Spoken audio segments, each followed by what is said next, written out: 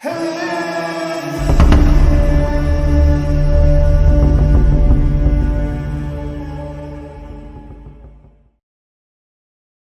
brisa da tarde, morna e preguiçosa, acariciava os poucos fios de cabelo branco que ainda coroavam a cabeça de Arthur, enquanto ele se afundava um pouco mais no banco desconfortável da praça.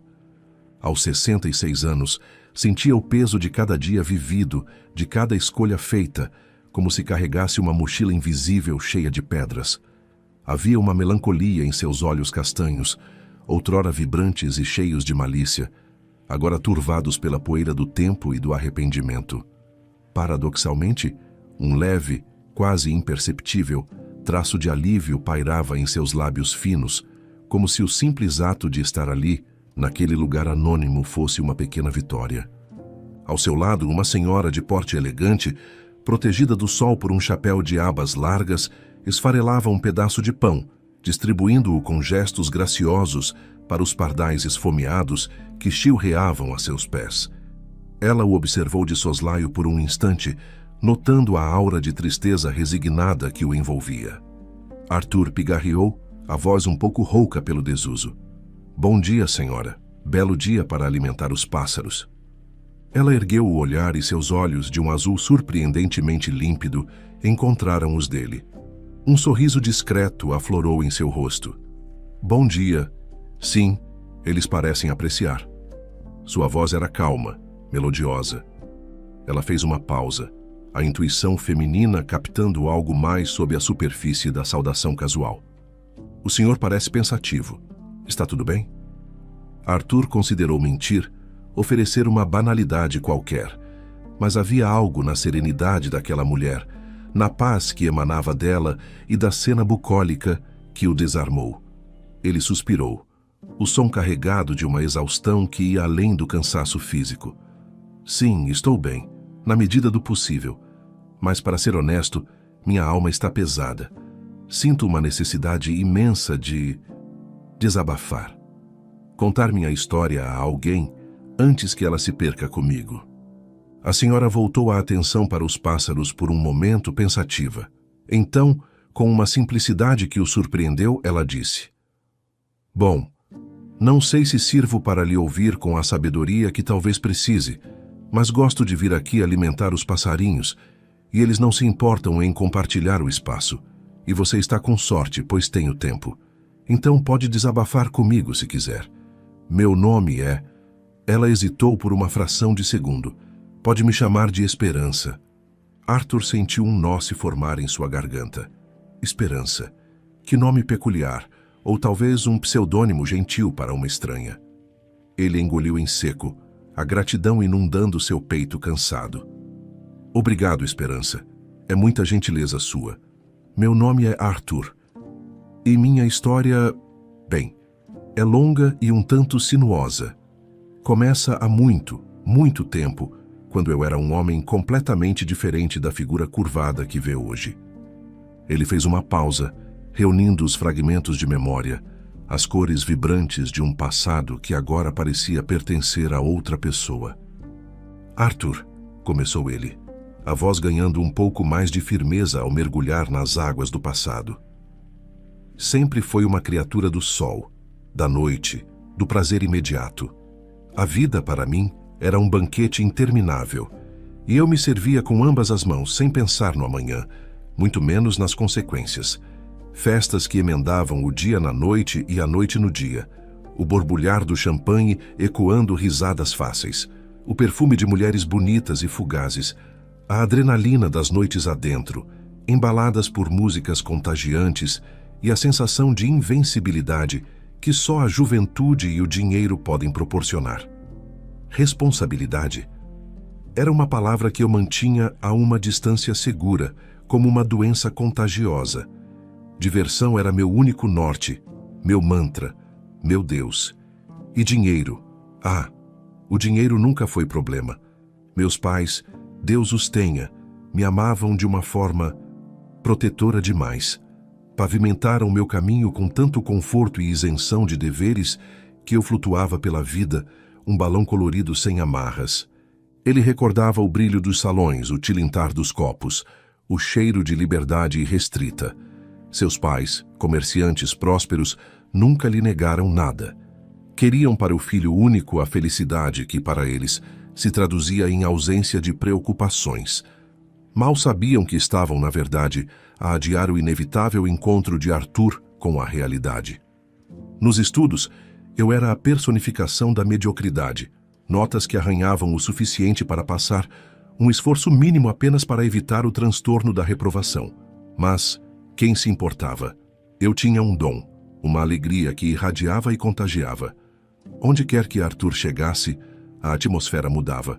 O riso ficava mais fácil, as conversas mais leves. E, claro, havia a aparência. Modéstia à parte, esperança. Eu era o que chamavam de um bom partido. Alto, um sorriso que diziam desarmava, e uma educação superficial que mascarava a profundidade da minha superficialidade. As moças, bem, elas notavam, e eu aproveitava cada olhar, cada flerte, cada conquista efêmera. Ele parou, um leve rubor subindo-lhe ao rosto enrugado, não de vergonha, mas da lembrança vívida daquele poder, daquela atenção. Mas havia um porém, um grande porém. Apesar de todas essas qualidades, desses talentos para a sociabilidade, eu não era um amigo de verdade. Não no sentido de se importar genuinamente, de estar lá nos momentos difíceis. Meus relacionamentos eram como minhas noites, intensos, passageiros e, no fundo, vazios. Eu não levava nada a sério por muito tempo. Um coração nômade, incapaz de fincar raízes. Era assim que eu vivia, que eu era. Até ela. Até Beatriz. O nome dela saiu como um suspiro, uma melodia há muito esquecida que ainda encontrava eco em sua alma. Beatriz, ela era como um farol em meio à minha névoa de excessos. Eu a conhecia em uma dessas festas intermináveis, um evento beneficente onde minha presença era mais decorativa do que qualquer outra coisa. Ela não pertencia àquele mundo, não realmente. Havia uma luz própria nela, uma pureza que contrastava com o brilho artificial ao nosso redor. Foi, como dizem os poetas, paixão à primeira vista. Um clichê, eu sei, mas verdadeiro. Meu coração, aquele órgão cínico e entorpecido, deu um salto no peito que me assustou. E ela... Beatriz ficou encantada, ou assim pareceu. Talvez pelo meu verniz de homem do mundo, pela minha conversa fácil. Caímos um nos braços do outro com a urgência de quem encontra um oásis após uma longa travessia no deserto. Jamais imaginei que algo assim pudesse acontecer comigo, o eterno solteirão convicto. Em semanas estávamos namorando. O mundo, ou pelo menos o nosso pequeno universo social, ficou em choque. Arthur, o indomável, aparentemente domado. Lembro-me dos cochichos, dos olhares surpresos, e por um tempo acreditei que tinha mudado, que o amor de Beatriz era a âncora que minha vida errante precisava. Todos nos elogiavam, o casal perfeito, diziam. Mas os amigos dela, especialmente um casal, Carlos e Diana, eram mais céticos. Eles conheciam minha fama, meu histórico. Viam através da minha fachada de namorado apaixonado. Carlos era um homem pragmático, pés no chão, e Diana, sua esposa, possuía uma intuição aguçada. Lembro-me de um churrasco na casa deles. Beatriz e eu éramos o centro das atenções, rindo, trocando carinhos. Mais tarde ouvi Diana conversando com Beatriz na cozinha, a voz baixa, mas firme. Bia, ele é charmoso, não nego. Mas esse tipo de homem não muda da noite para o dia. A vida que ele leva é uma segunda pele. Tenha cuidado, amiga. Beatriz, cega pela paixão, apenas sorriu e respondeu com aquela confiança inabalável dos amantes. Ele mudou, Di. Nosso amor o mudou. Ele não é mais o mesmo. Ela acreditava nisso com cada fibra do seu ser. Tinha certeza de que seríamos para sempre. E eu? Eu queria acreditar também. Por um tempo, até me esforcei. Beatriz era tudo o que um homem sensato desejaria. Esforçada, terminando a faculdade de arquitetura com notas brilhantes. Inteligente, com uma conversa que ia além das futilidades que me cercavam. Fiel, com um coração de ouro. Ela era o porto seguro. E, surpreendentemente, ela parecia genuinamente gostar do meu lado festivo, da minha energia. Talvez ela visse em mim a leveza que lhe faltava, a faísca de caos que tornava a vida menos previsível. Ou talvez fosse apenas a ingenuidade da juventude. A voz de Arthur falhou por um instante. Ele engoliu em seco, os olhos fixos nos pardais que agora ciscavam tranquilamente. Então completamos 1 ano de namoro. Lembro-me como se fosse hoje. Estávamos em meu apartamento uma noite chuvosa. Beatriz preparou o nosso jantar favorito. Havia um brilho diferente em seus olhos, uma mistura de excitação e nervosismo. Depois de comermos, ela segurou minhas mãos, o sorriso tão largo que iluminava seu rosto. Arthur, meu amor, tenho uma surpresa. Meu coração acelerou. Pensei em joias, uma viagem, mas ela respirou fundo e disse: estou grávida. O mundo parou. Grávida. Uma criança. Minha criança. Uma onda de euforia me atingiu. Um filho. A ideia era grandiosa, mas logo em seguida, como uma sombra rápida, um calafrio percorreu minha espinha. Meu olhar deve ter vacilado porque ela perguntou, a voz subitamente ansiosa: está tudo bem, amor? Você não gostou? Forcei um sorriso, o mais convincente que pude. Claro que gostei, meu amor. É maravilhoso. Vou ser pai. Mas aquela pequena hesitação, aquele microsegundo de pânico, ficou entre nós, mesmo que ela tenha decidido ignorá-lo, imersa na felicidade da notícia. A notícia se espalhou como fogo em palha. Meus pais ficaram exultantes com a ideia de serem avós, embora eu tenha visto uma centelha de preocupação em seus olhos. Eles me conheciam. Os amigos nos parabenizavam. Carlos e Diana foram mais contidos, um parabéns educado, mas seus olhares diziam mais. Naquela noite, sozinho no meu quarto, a ficha realmente caiu. Pai, marido, responsabilidades. A palavra ecoava em minha mente como um gongo fúnebre. Olhei pela janela para as luzes da cidade que tantas vezes foram palco das minhas aventuras. Aquela vida estava com os dias contados. Eu, que sempre vivi o momento, me vi diante de um futuro que não planejei. E então, um pensamento impulsivo, típico de mim. Vou pedi-la em casamento. Talvez uma família me transforme. Talvez eu consiga ser o homem que Beatriz merece, o pai que essa criança precisa. Era mais uma tentativa de adiar o confronto comigo mesmo do que uma decisão madura. E assim fiz. Em uma festa de noivado de amigos diante de todos, com um discurso ensaiado e um anel caro, pedi Beatriz em casamento. Ela chorou, disse sim, o rosto transfigurado pela felicidade. Foi um espetáculo. Todos aplaudiram, menos Carlos e Diana. Seus rostos eram máscaras de polidez. Beatriz, mesmo em sua euforia, percebeu. Mais tarde, ela os puxou para um canto. Lembro-me de vê-los conversando, as cabeças juntas.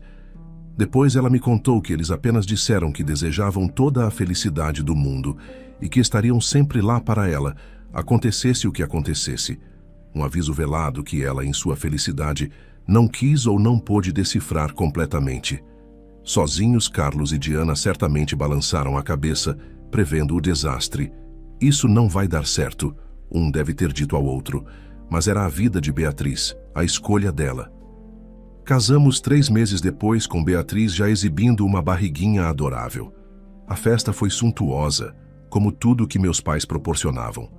Eu era o noivo feliz, sorridente, dançando com todos, brindando com os amigos. E, de fato, havia uma parte de mim que estava feliz. Feliz por Beatriz, feliz pela perspectiva do meu filho. Mas, nos raros momentos em que me encontrava sozinho, encostado em uma coluna, observando a multidão, a dúvida me corroía. Aquela sensação de estar em uma gaiola dourada, a vida de festas com os amigos, a liberdade de ir e vir, tudo aquilo parecia se esvair diante dos meus olhos. Ter uma família, eu sabia, mesmo que tentasse ignorar, exigia um tipo de entrega, de sacrifício, que eu não tinha certeza se possuía. A responsabilidade era um fardo pesado demais para os meus ombros acostumados à leveza da inconsequência. Arthur fez uma pausa mais longa, a respiração um pouco entrecortada. A senhora Esperança permanecia em silêncio, os olhos fixos nele, uma ouvinte paciente e atenta. O tempo, esse escultor implacável, seguiu seu curso. E então, Gabriel nasceu. Meu filho. Ah, Esperança, que dia! Quando o segurei nos braços pela primeira vez, tão pequeno, tão indefeso, senti uma onda de amor tão avassaladora que me deixou sem ar. Era puro, incondicional. Beatriz estava radiante, a maternidade lhe caíra como uma luva.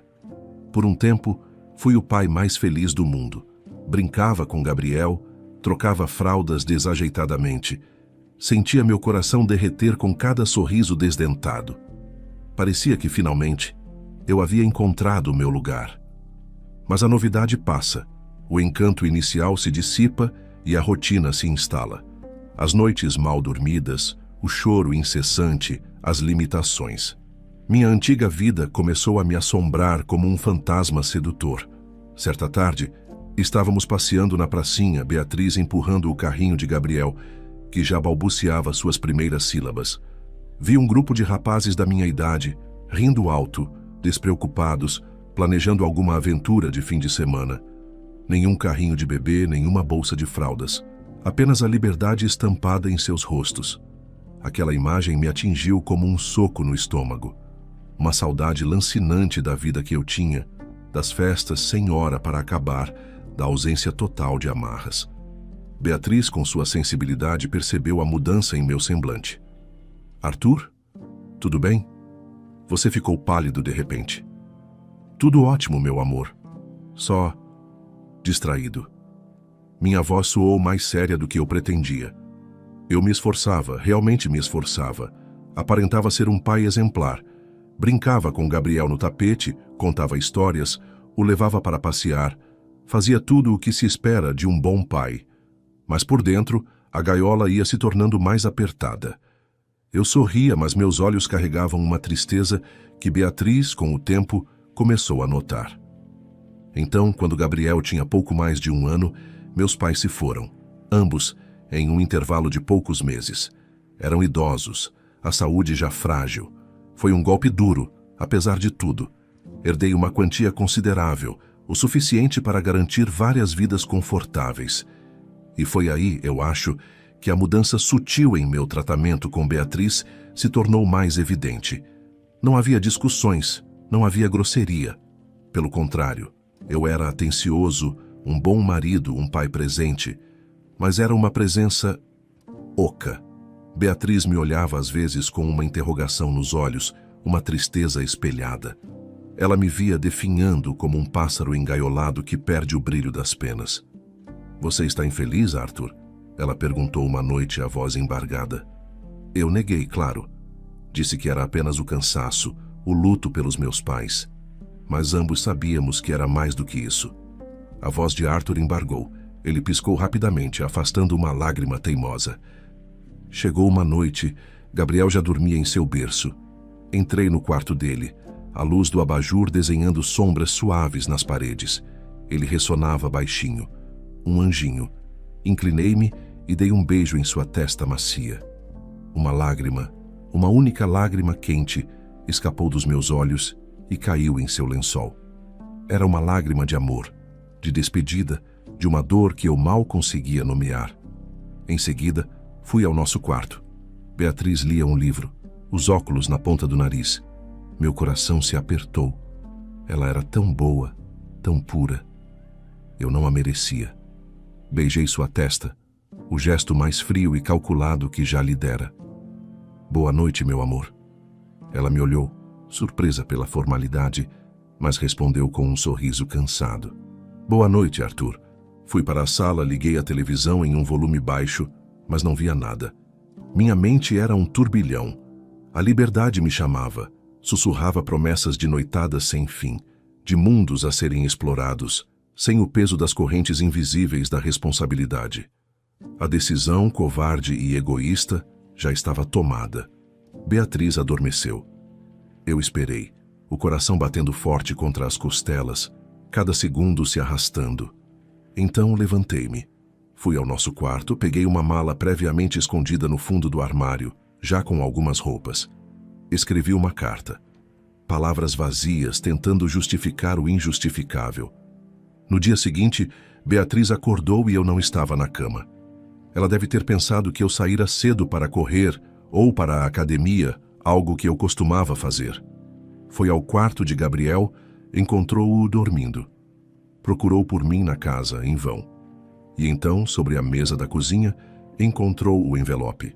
Arthur fechou os olhos, a cena gravada a fogo em sua memória, mesmo que ele não a tivesse presenciado.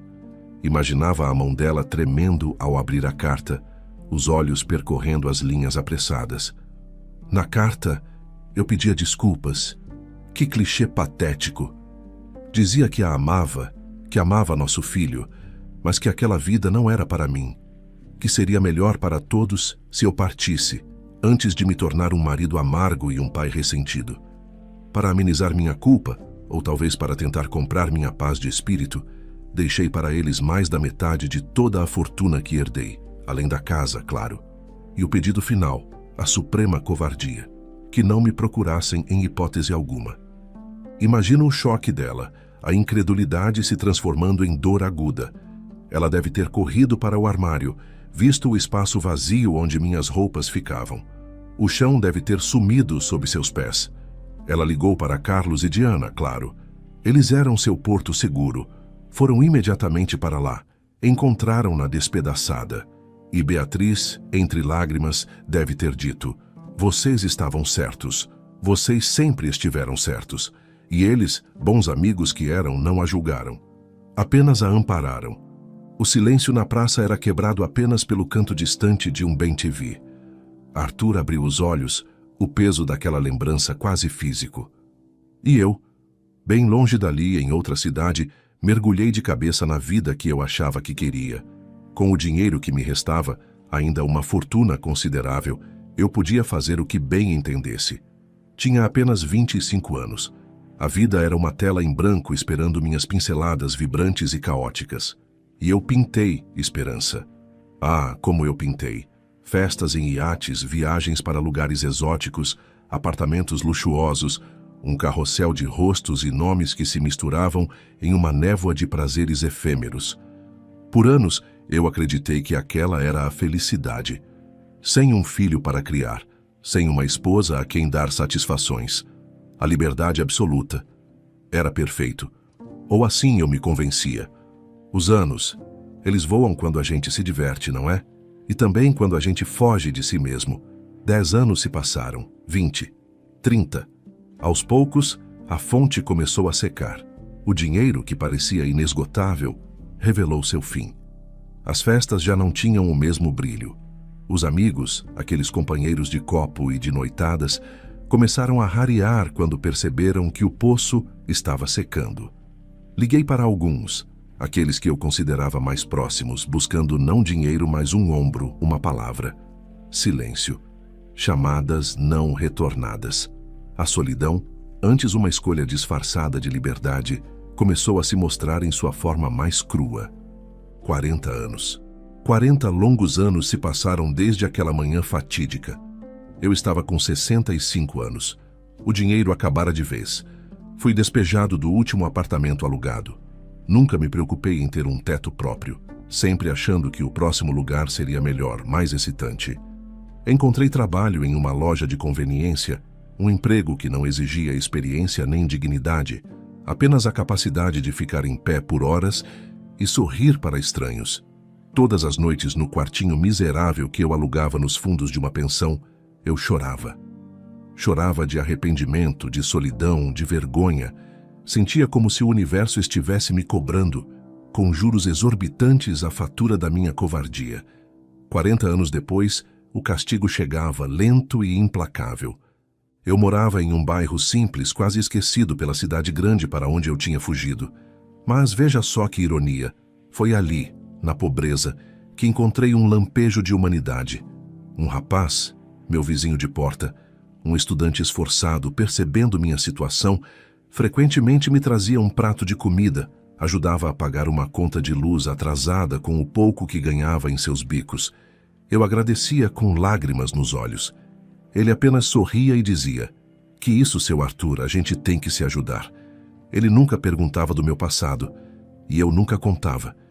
Eu conseguia empregos aqui e ali, faxineiro, porteiro, empacotador, coisas pequenas.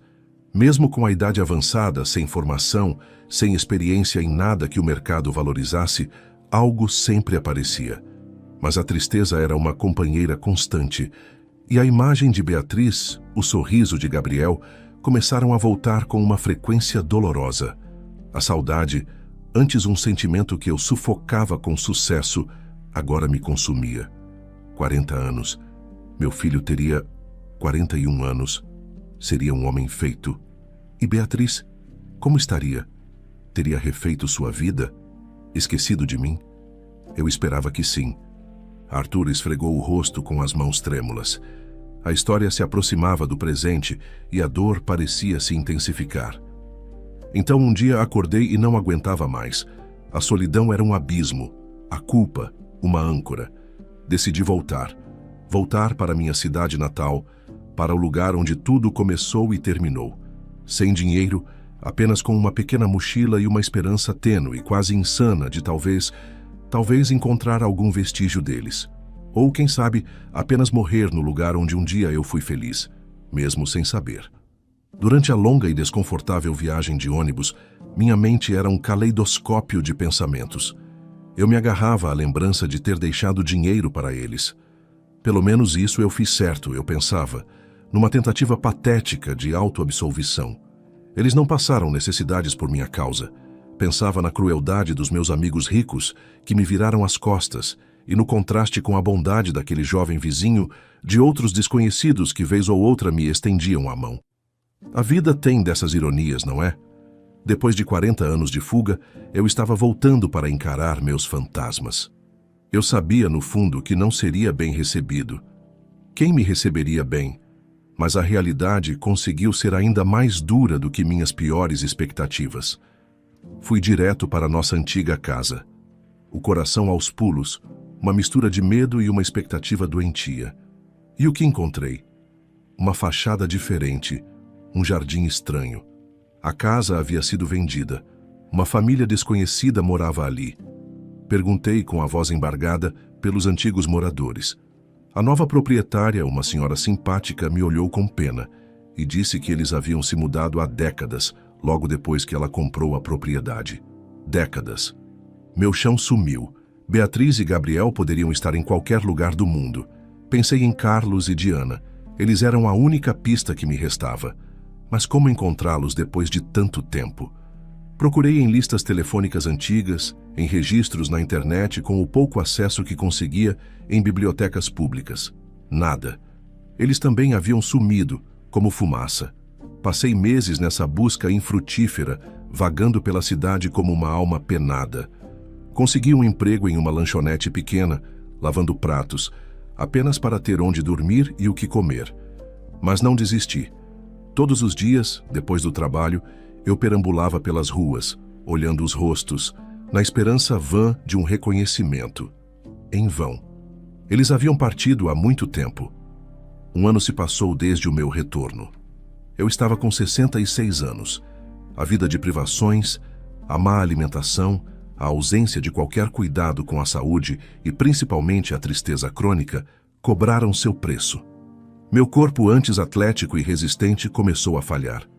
Um dia, enquanto varria o chão da lanchonete, senti uma dor aguda no peito, o ar me faltou e tudo ficou escuro. Acordei em um hospital. Meus vizinhos do pequeno cortiço onde eu morava haviam chamado uma ambulância. Quando recuperei a consciência, uma médica jovem, de sorriso gentil e olhos atentos, estava ao meu lado. Seu nome era Helena. Ela foi extraordinariamente educada, paciente. Explicou que eu tivera um princípio de infarto, que precisaria me cuidar, mudar radicalmente meus hábitos.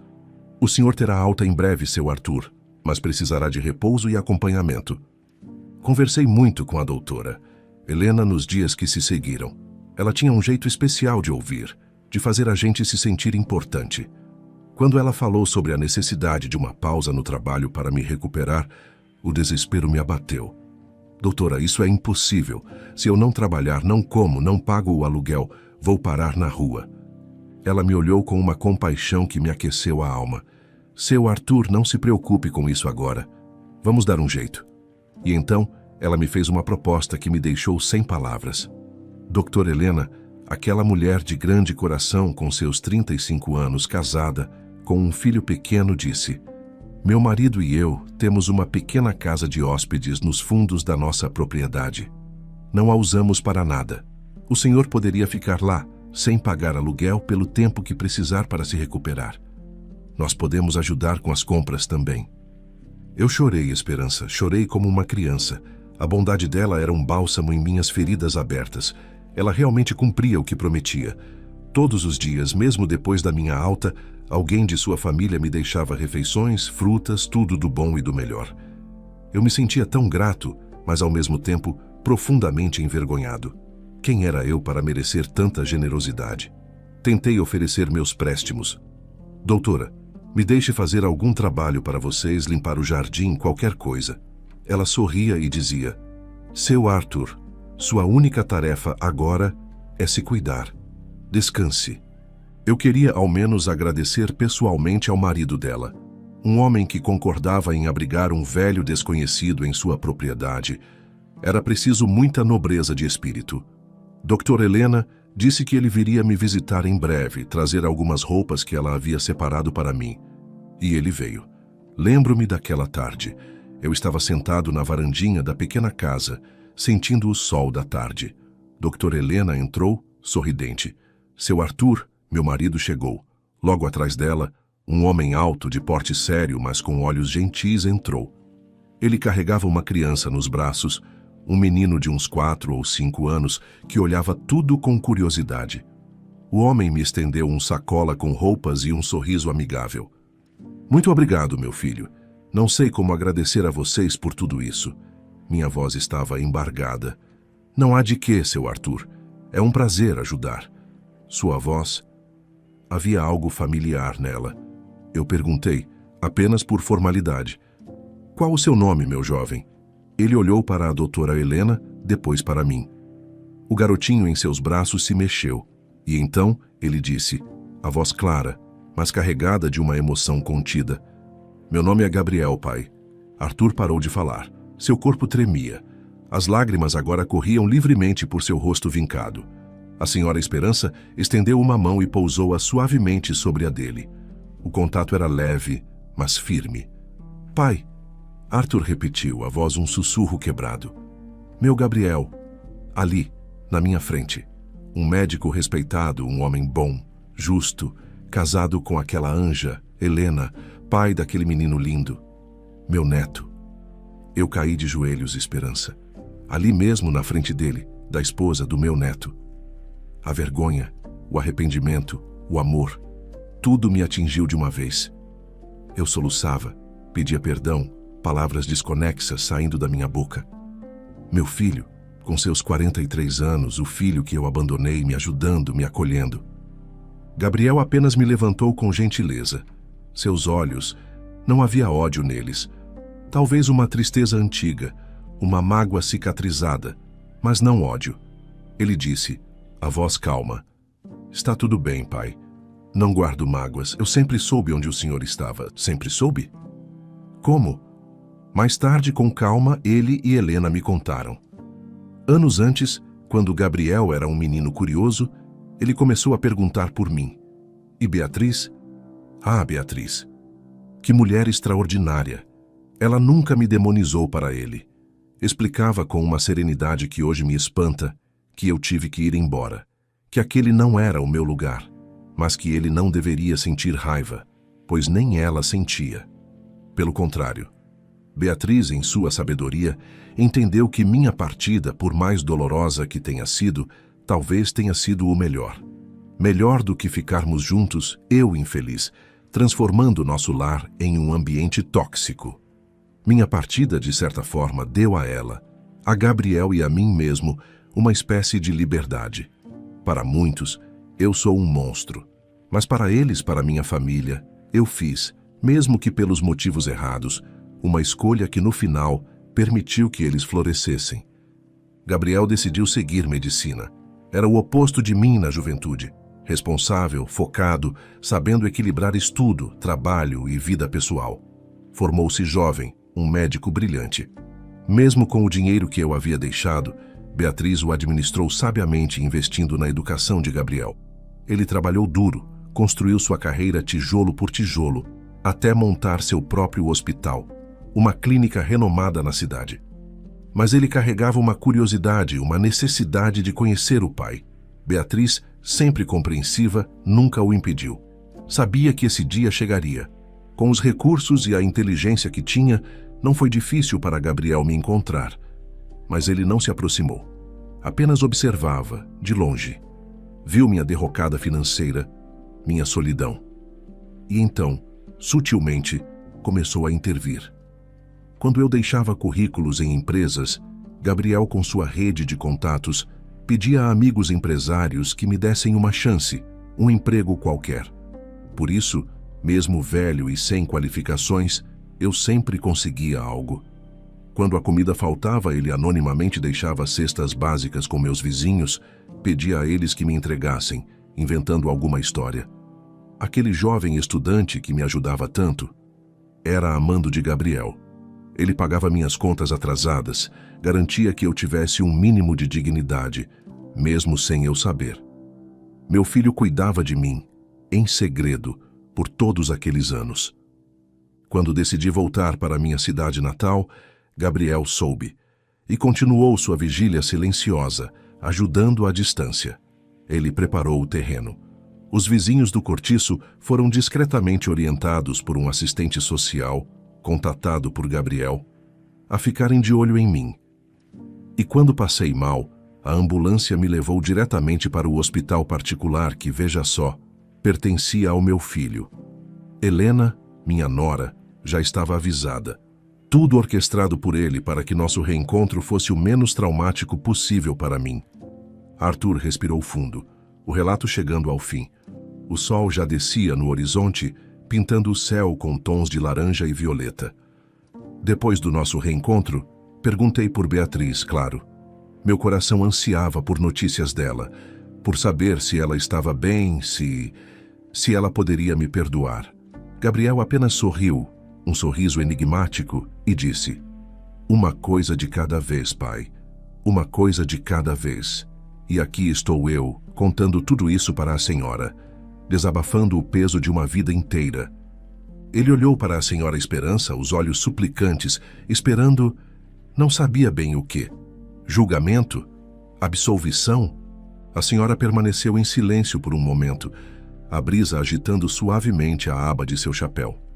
Então ela falou, a voz tão serena quanto o entardecer: "Arthur, sua história é, de fato, cheia de dor e arrependimento, mas também de reencontros e, quem sabe, de redenção. O passado não pode ser apagado, as escolhas não podem ser desfeitas. Mas o Senhor encontrou seu filho, e ele, em sua imensa generosidade, lhe estendeu a mão. Isso é um presente inestimável." Ela continuou, os olhos azuis fixos nos dele. "O senhor precisa se perdoar. Sim, o que fez no passado foi doloroso para todos, inclusive para si mesmo. Mas, como disse Gabriel, talvez aquela partida tenha sido de uma forma tortuosa, um caminho para que todos encontrassem suas próprias verdades, suas próprias forças. Você foi como um desses passarinhos." Ela apontou para as aves que agora se empoleiravam nas árvores, preparando-se para a noite, que voam para longe, seguindo um instinto, às vezes errando o rumo, mas que, eventualmente, encontram o caminho de volta para um lugar de pouso. Livre, mesmo que essa liberdade tenha custado caro. Um pequeno sorriso, o primeiro genuíno em muito tempo, brotou nos lábios de Arthur. As palavras dela eram como um bálsamo. "Obrigado, Esperança. Suas palavras são lindas e muito sábias. A senhora não me disse seu nome verdadeiro, disse?" A mulher sorriu, um sorriso que agora parecia conter um universo de emoções, ternura, uma pitada de tristeza antiga e uma imensa compreensão. Lentamente, ela levou as mãos ao chapéu e o retirou. O cabelo, agora prateado, emoldurava um rosto que o tempo havia sulcado com linhas finas, mas que não conseguira apagar a beleza serena, a doçura no olhar. Olhos azuis que ele conhecia tão bem, que haviam assombrado seus sonhos por 4 décadas. Arthur prendeu a respiração. O coração, velho e cansado, disparou em seu peito como um potro assustado. O mundo pareceu girar. Beatriz. Lágrimas quentes jorraram de seus olhos, lavando as últimas barreiras de sua alma. Era ela, sua Beatriz. Ali, ao seu lado, o tempo todo. Ele caiu de joelhos na grama, as mãos cobrindo o rosto, os soluços sacudindo seu corpo. Beatriz, me perdoa. Por favor, me perdoa. Ela se ajoelhou ao lado dele, a mão tocando seu ombro com uma leveza infinita. Arthur, sua voz era um bálsamo, a mesma melodia que o embalara tantos anos atrás. Está tudo bem. Levante-se. Não há mais o que perdoar. Eu o perdoei há muito tempo. Não somos mais um casal, o tempo levou essa possibilidade. Mas podemos ser amigos, grandes amigos. Eu não guardo mágoas de você. E ensinei nosso filho a não guardar também. Gabriel armou tudo isso, sabia? Ele me disse que você estava de volta, que estava aqui, nesta praça, todos os dias. Ele queria que nos reencontrássemos assim, naturalmente. Arthur ergueu o rosto, os olhos inchados, mas agora brilhando com uma nova luz. Ele olhou para ela, para a mulher que ele havia abandonado, mas que, de alguma forma milagrosa, ainda estava ali, oferecendo-lhe não o amor romântico do passado, mas algo talvez ainda mais precioso, a paz da aceitação. De longe, sob a sombra de um flamboyant, um casal de idosos observava a cena com sorrisos discretos. Parece que ele mudou, afinal, disse Diana, a voz suave. Carlos, ao seu lado, segurou sua mão. Antes tarde do que nunca, meu amor. Antes tarde do que nunca. A praça mergulhava na penumbra da noite que chegava, mas para Arthur era como se o sol estivesse apenas começando a nascer.